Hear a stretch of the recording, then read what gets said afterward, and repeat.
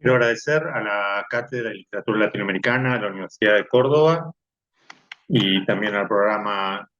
Escrituras Latinoamericanas la invitación para hablar de el modernismo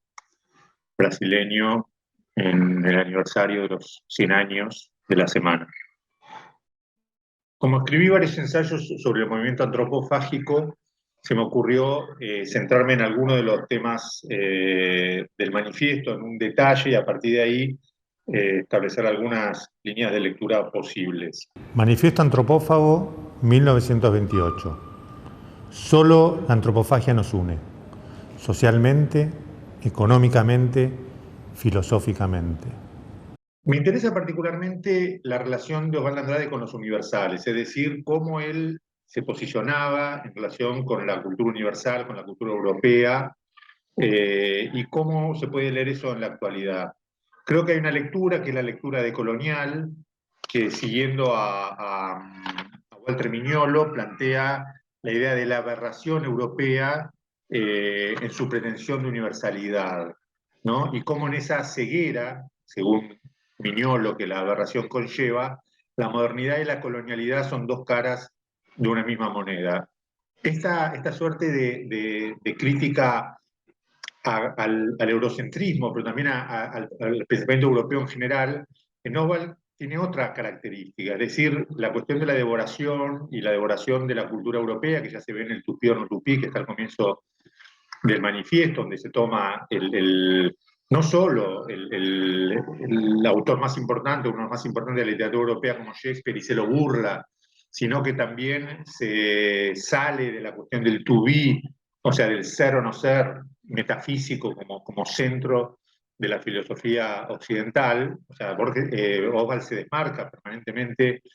de ese colonialismo. También el tipo de operación que hace con la cultura europea es mucho más compleja y no se basa en un rechazo directo o en una suerte de análisis de colonial donde habría solamente una aberración y la colonialidad y la modernidad serían parte de lo mismo, ¿no? Dos caras de una misma moneda, como dice Walter Mignolo. En este punto me interesa tomar el fragmento del manifiesto en el que dice Ubi le gagnó Pinter, que es una cita de los caníbales de Montaigne. El ensayo de Montaigne, que se escribe a mediados del siglo XVI y que va a ser fundamental en el pensamiento de Osvaldo Andrade durante toda su vida. Este ensayo de Montaigne tiene mucho interés porque Montaigne justamente entrevista a los indios tupíes que fueron con Villegagnon a Francia y hace una suerte de etnografía muy temprana y a partir de ahí escribe su ensayo. Los indios habían llegado y fueron partícipes de la entrada de Enrique II y Catalina de Médicis en Rouen, en 1550, que estaba en un contexto de guerras religiosas muy, muy fuertes que se daban en ese momento en Europa entre los hugonotes y los católicos, ¿no? Montaigne estaba del lado de los católicos, si bien no era un fanático, y esta fiesta que hacen de la entrada de Enrique II y Catalina de Médicis a Rouen es muy, muy importante, porque de ahí surge la primera imagen, que es una litografía de los indios en una fiesta europea, de los indios brasileños en una fiesta europea. Ahí, en esa fiesta, participan no solamente 50 indios que habían llegado con Villegagnon, sino también 250 marineros normandos que, según los testimonios, se disfrazaron de tupíes y participaron de esa suerte de carnaval. Uno de los testimonios, que es recogido por Ferdinand Denis, el gran historiador del siglo XIX de la literatura brasileña, dice que a lo largo de la plaza se agitaban aquí y allí el número de 300 hombres, todos desnudos, bronceados y de cabelleras revueltas, y sin cubrirse en modo alguno lo que la naturaleza manda a cubrir. Es decir, acá aparece un elemento fundamental, no solo en el hecho de que estuvieran desnudos, y eso hace que el grabado tenga escenas de porno chanchada, para decirlo con un término brasileño de los 70,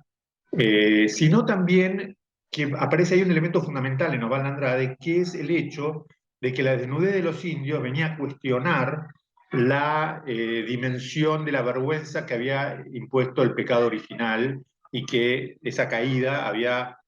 marcado toda la cultura cristiana occidental, ¿no? De hecho, cuando los portugueses llegan a Brasil, se sorprenden con esta desnudez porque supuestamente la buena nueva había llegado a todo el mundo y en este caso los indios estaban desnudos sin vergüenza alguna, es decir, mostraban las vergüenzas. Sobre todo, Val hizo un poema que está incluido en Pau Brasil, inspirado en la carta de Pero va de Caminha, que es el primer texto escrito sobre Brasil por un portugués. Entonces, la hipótesis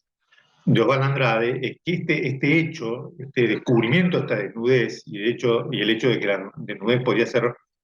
no una prueba del pecado, sino una declaración de libertad, va a ser fundamental en el recorrido de la historia posterior de Europa, ¿no? Es decir, ahí es como que Osvaldo establece un corte durante muchos de sus textos se ocupa en pensar cómo el hombre del Ecuador, como lo llamaba, venía a traer una práctica, una idea de la vida, que era la vida como devoración, y ya no como mesianismo, ya no como planteaban los católicos de una vida ultraterrena, que va a cuestionar esa cultura de la conquista. Entonces, esta es una fiesta que se celebra, Montaigne hace estas entrevistas, y a partir de ahí Montaigne hace algo muy interesante, donde él mismo va a cuestionar el eurocentrismo. Es uno de los textos más fuertes en los cuales aparece una suerte de doble mirada, ¿no? Que es la mirada, por un lado, local, vinculada a la monarquía, vinculada a Francia, vinculada a Europa, y esta mirada de los caníbales en las cuales se ubica el propio Montaigne para hacer una crítica de la sociedad en la que vivía. A partir de ahí aparecen ahí muchísimos elementos que son muy interesantes, y quizás uno de los más fuertes es cómo Montaigne resignifica la palabra bárbaro, que era la palabra que los griegos se utilizaba para referirse a los extranjeros de una manera más bien despectiva. Y cómo Montaigne entiende que las guerras europeas en realidad son una muestra de la barbarie mucho mayor que la que él ve en esos indígenas, ¿no? Es más, hasta llega a hablar de la antropofagia, el texto se llama Los caníbales, como un ritual de venganza, y no la condena, sino que simplemente la señala. Ahí quizás lo más fuerte es tanto lo que Montaigne saca en términos de estética, porque él va a plantear este estado natural y esta suerte de crítica a las costumbres, de crítica al artificio, ¿no? Que según Carlos Ginzburg es como característico de la obra de Montaigne. También en el tema de la propiedad, ¿no? Va a quedar como una suerte de hito dentro de la escritura francesa y europea en general y universal, podríamos decir, el hecho de que uno de los indios tupíes que entrevista a Montaigne se sorprende porque hay una mitad de la población que vive bien y otra población que vive con hambre y pobreza, y que no entiende o haya extraño este indio, según le comenta a Montaigne, que estas mitades menesterosas pudieran soportar tanta injusticia y no fueran y pegaran directamente fuego a sus casas. Entonces, Montaigne, a partir de esta mirada, hace un fuerte cuestionamiento, no solo de esta cuestión que tiene que ver con la economía y con la propiedad, sino también de la propia monarquía, ya que los indios también se sorprenden de que el rey de ese momento fuera un rey que no era mayor de edad, ¿no? Que tenía que delegaba su poder, y no entendían cómo los indios, cómo los franceses podían aceptar esta autoridad. Entonces, ¿qué sentido tiene esta inclusión de Villegagnon-Pinter? O que está enganchada, podemos decir, con este otro fragmento del manifiesto que vamos a escuchar. Queremos la Revolución Caraíba, mayor que la Revolución Francesa, la unificación de todas las revueltas eficaces en dirección al hombre. Sin nosotros, Europa no tendría ni siquiera su pobre declaración de los derechos del hombre. Lo que tenemos aquí es que en Oswald hay una disputa por los universales y la conciencia o el programa oswaldiano de ampliar los universales a partir de la intervención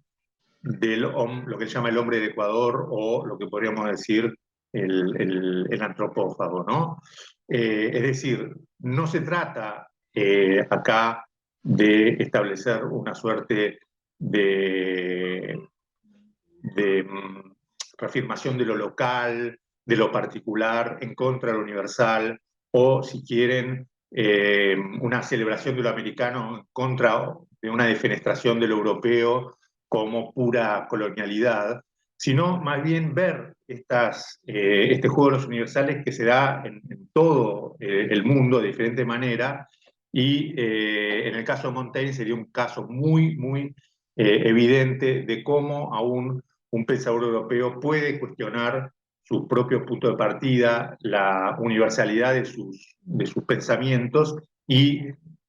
tener otra visión, y en esa otra visión comenzar un cuestionamiento y una subversión del propio suelo del cual está partiendo. Y creo que eso habla de cómo la antropofagia oswaldiana en realidad tiene una marca cosmopolita, una marca universalista, y permite hoy pensar en una suerte de crítica que no esté anclada solamente en una visión de las identidades o de los territorios, sino como mecanismos desde los cuales podemos pensar cómo criticar el poder y la desigualdad.